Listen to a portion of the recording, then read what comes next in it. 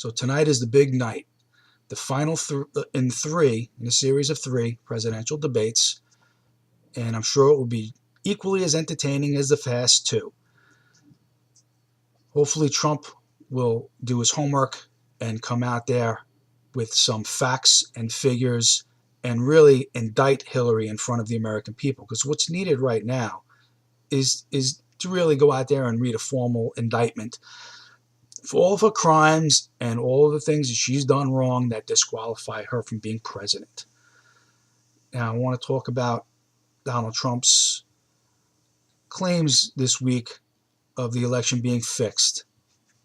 Now, some people have tried to be dismissive of that and try to claim like it doesn't happen in this country. It does happen in this country. Voter fraud is something that permeates the Democratic Party at all levels. Voter fraud benefits Democrats and hurts Republicans in every instance.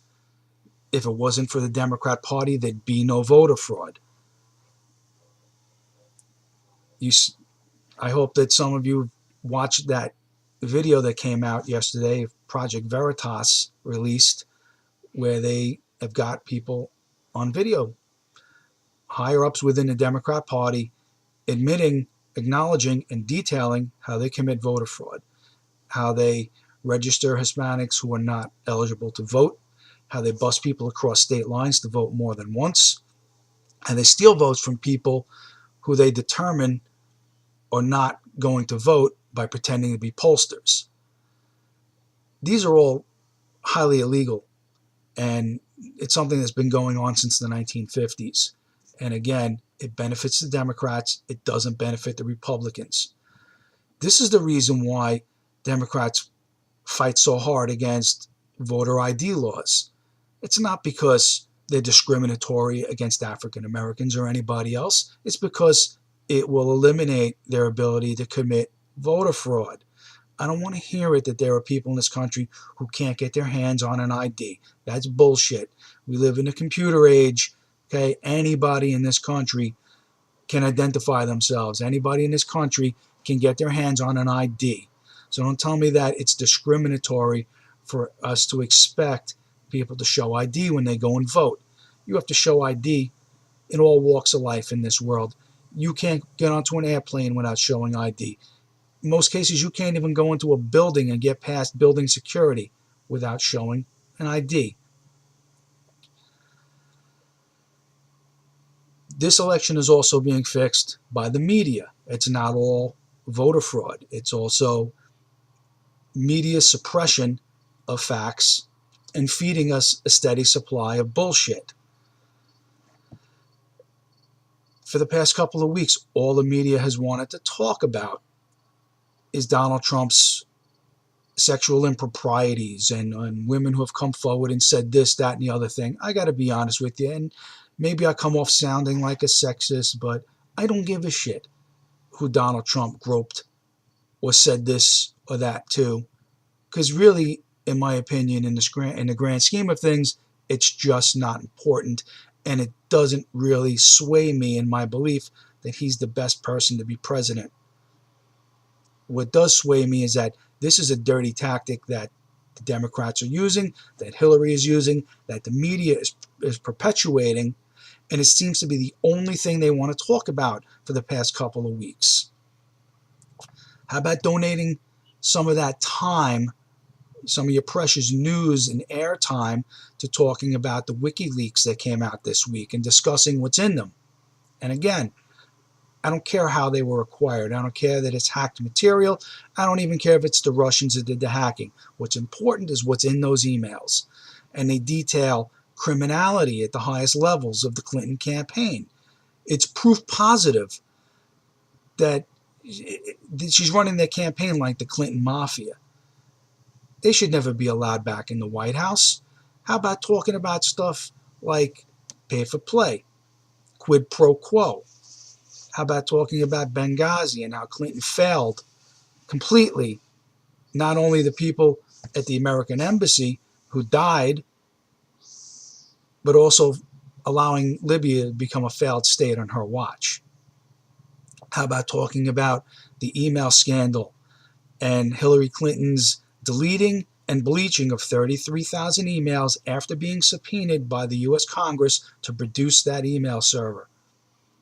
How about talking about destruction of evidence? How about obstruction of justice? Things that the average American goes to jail for. But not Hillary, because the media won't talk about it. These are things that disqualify her from being president. And I'm sorry, if Trump did, in fact, grope somebody once upon a time, I really don't care. It doesn't mean anything to me. He's still a better candidate than Hillary Clinton in leaps and bounds. He has the temperament for this job. She does not. The WikiLeaks also turned out that people that worked for Hillary, guarding her when she was Secretary of State, hated working on the detail. She was so condescending and rude to people that worked under her that most of the people who worked on her guard detail asked to be relieved, asked to be transferred, and some of them actually quit their jobs to get out of it.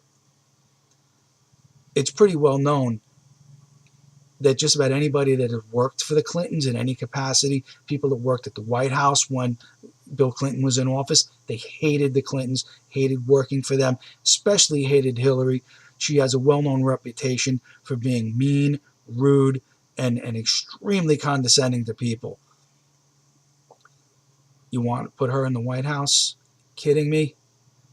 In terms of actual voter fraud, look at 2012.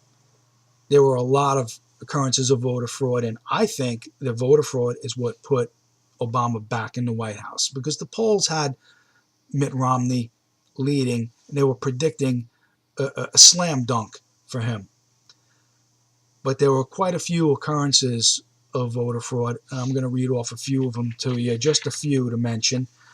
In Woodland County, Ohio, out of 98,213 eligible voters, 106,258 actually voted. In St. Lucie County, Florida, out of 247,713 votes cast, there were only 175,574 registered voters. The National Seal Museum was a polling station where they had 158% voter turnout in 2012. Palm Beach County, Florida, the entire county had 141% turnout. Ohio County, Obama won 108%. In Philadelphia, 59 voting districts, 100% voted for Obama. 100% out of 59 districts. You mean to tell me not one single person voted for Mitt Romney? It's statistically and mathematically impossible. So yes, voter fraud does exist, and it is more rampant in the so-called swing states. These are the states that matter. These are the ones that sway a presidential election one way or another, and this is where it happens in great numbers. And just take a look at the Project Veritas video, because it really shows you what goes on in the Democrat Party. They are liars, they are cheats, and they are thieves, and stealing elections is what they do. And the only way that we're going to prevent that from happening this time around is we need people to come out in large numbers and vote for Trump. If you're undecided, make up your mind already. Don't put a criminal like Hillary Clinton back in the White House. She should not ever get within striking distance of the White House ever again.